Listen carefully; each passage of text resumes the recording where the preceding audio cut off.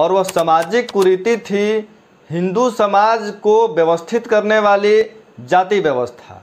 हिंदू धर्म की जाति व्यवस्था एक ऐसी योजना थी जिसे हिंदू धर्म के आर्य संस्थापकों ने द्रविड़ों को अपना दास बनाए रखने के लिए ब्राह्मण, जो सभी वर्णों में उच्च वर्ण के थे, ब्रह्मा के मुख से पैदा हुए, इन चारों वर्णों के बाद पांचवें और सबसे निचले लेवल पे अछूत थे, जो ब्रह्मा के किसी अंग से पैदा नहीं हुए थे, जिनका पैदाइश दैवीय ही नहीं था।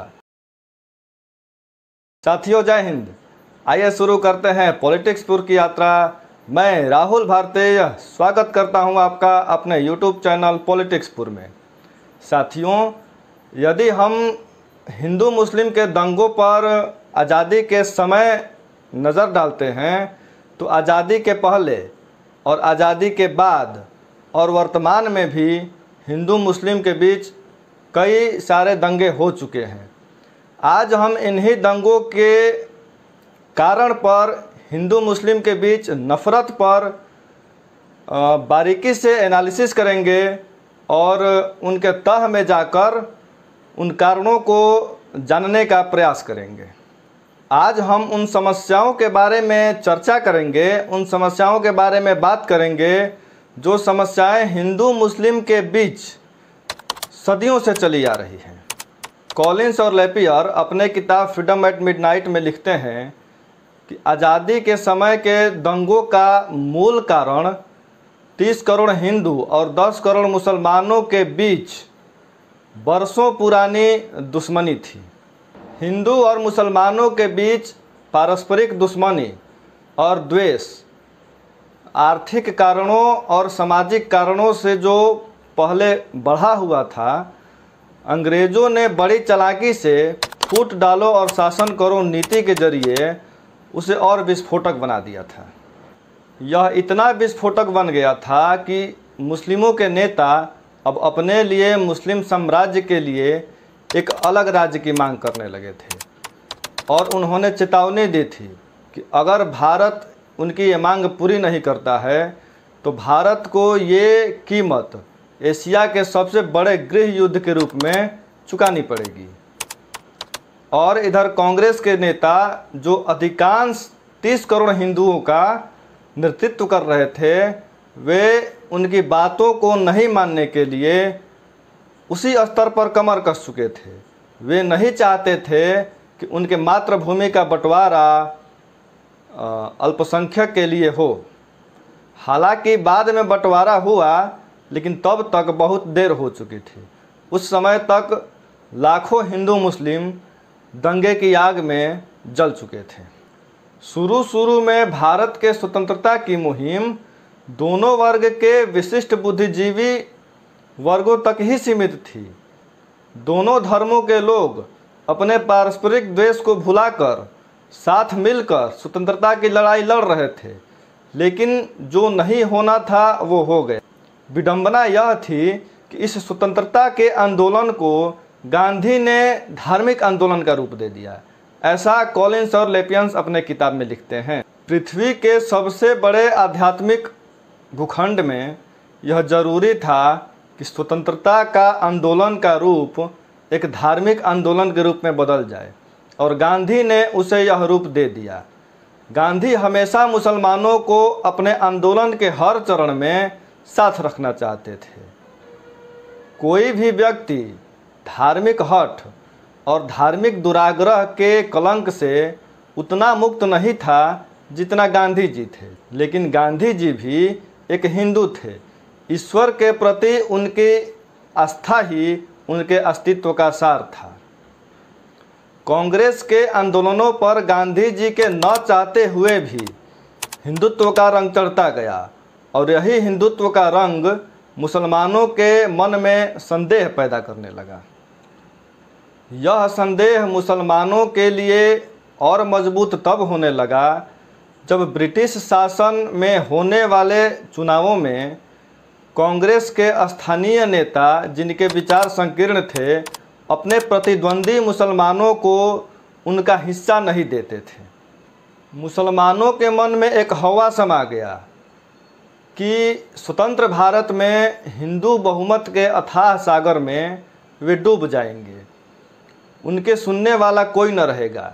जिस देश में उनके पूर्वज मुग़ल शासक कभी राज किया करते थे, वे स्वतंत्र भारत में, हिंदुओं के भारत में निकृष्ट जीवन जीने के लिए मजबूर हो जाएंगे। ये सभी बातें मुसलमानों को हिंदुओं के खिलाफ भड़काने के लिए पर्याप्त थी। वे मुस्लिम जो अब तक साथ रहते आए थे, उन्हें एक अलग देश चाहिए था।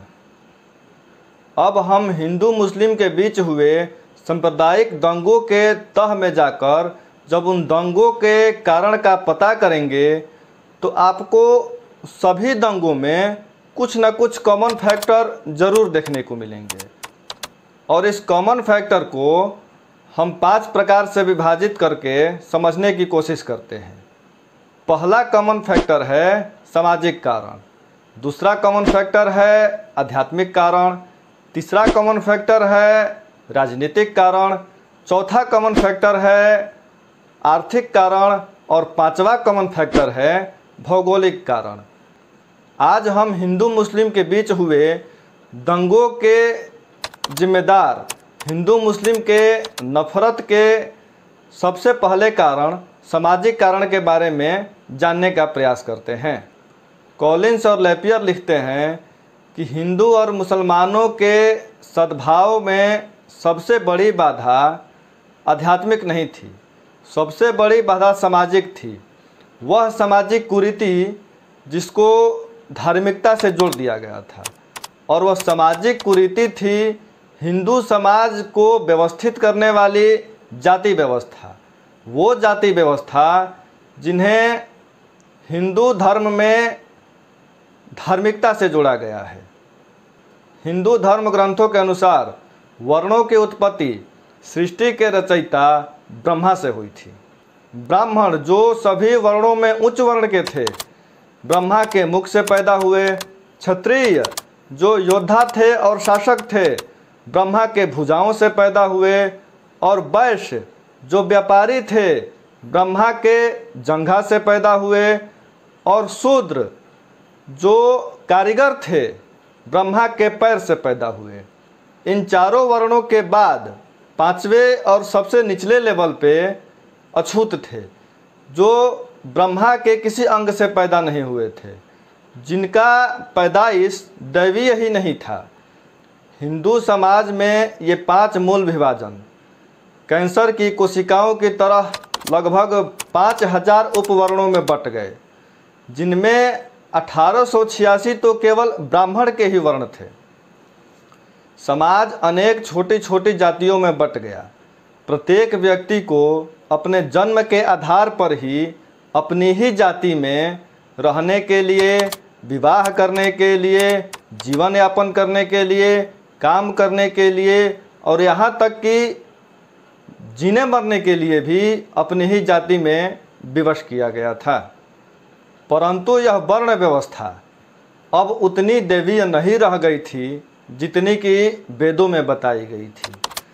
जिस प्रयोजन से वर्ण व्यवस्था को वेदों में स्थान दिया गया था, वह प्रयोजन अब वास्तविक रूप में प्रचलित नहीं था। वो प्रयोजन अब समाप्त हो गया था। उस प्रयोजन का बिगड़ा हुआ रूप समाज में प्रचलित था। हिंदू धर्म की जाति व्यवस्था एक ऐसी योजना थी जिसे हिंदू धर्म के आर्य संस्थापकों ने द्रविड़ों को अपना दास बनाए रखने के लिए, काले रंग के अछूतों को अपना दास बनाए रखने के लिए, उन पर राज करने के लिए बनाया था। अछूत जो हिंदू धर्म के सबसे निचले पायदान पर खड़े व्यक्ति थे, उन्हें हिंदू धर्म यह सलाह देता आया था कि तुम्हारी स्थिति इस जन्म में ऐसी ही रहेगी। तुम यह सोचकर जीवन यापन करो कि हमारी स्थिति अगले जन्म में हमारी जैसी हो जाएगी। और यही कहकर हिंदुओं ने अछूतों का खूब शोषण किया, उनके साथ खूब भेदभाव किया। चूँकि अछूत शिक्षित नहीं थे, इसलिए उन्हें ये सब सहना पड़ा। कॉलिंस और लैपियर लिखते हैं कि इस्लाम जैसे उदार धर्म ने जब भ्रातृत्वपूर्ण बाहें फैलाई तो बहुत सारे लाखों लोग हिंदू धर्म से या अन्य धर्मों से जाकर अपना धर्म परिवर्तित कर लिए और इस्लाम धर्म के मुसलमान मस्जिदों की ओर खींचते चले गए। इनमें अधिकतर संख्या में वो अछूत थे जिन्हें हिंदू धर्म अपने सबसे निचले पायदान पर रखा था। वो अछूत जो हिंदू धर्म में बराबरी के लिए संघर्ष कर रहे थे, हिंदुओं का शोषण स्वीकार कर रहे थे, उन अछूतों को जब इस्लाम धर्म ने अपनाया तो वो इस लालच में उधर गए कि इस्लाम धर्म उन्हें अपने बराबरी का हक दिलाएगा। समय बीतता गया लेकिन हिंदुओं ने ये नहीं भूला कि अधिकांश मुसलमान उसी अछूतों की संतान थे जो अछूत हिंदू धर्म के विपदा से अपना पीछा छुड़ाने के लिए हिंदू धर्म को छोड़कर भाग गए थे। सवर्ण हिंदू मुसलमानों के हाथों से पानी पीने से बेहतर मर जाना पसंद करते थे। वे मुसलमानों के छू जाने से घंटों उन्हें पूजा पाठ करना पड़ता, तब जाकर वे कहीं शुद्ध हो पाते थे। जो भेदभाव, जो छुआछूत हिंदू सवर्ण अछूतों से करते थे वे अब मुसलमानों से करने लगे, क्योंकि वे जानते थे कि यही अछूत अपना धर्म बदलकर मुसलमान बने हैं। ये सामाजिक कारण हिंदू और मुस्लिम के बीच में नफ़रत का एक सबसे बड़ा कारण है। आपको ये वीडियो कैसा लगा हमें कमेंट बॉक्स में ज़रूर बताएं। इंतज़ार कीजिए इस वीडियो के पार्ट 2 का और हमें आज्ञा दीजिए। मिलते हैं अगले वीडियो में। आपका बहुत बहुत आभार। नमस्कार। जय हिंद।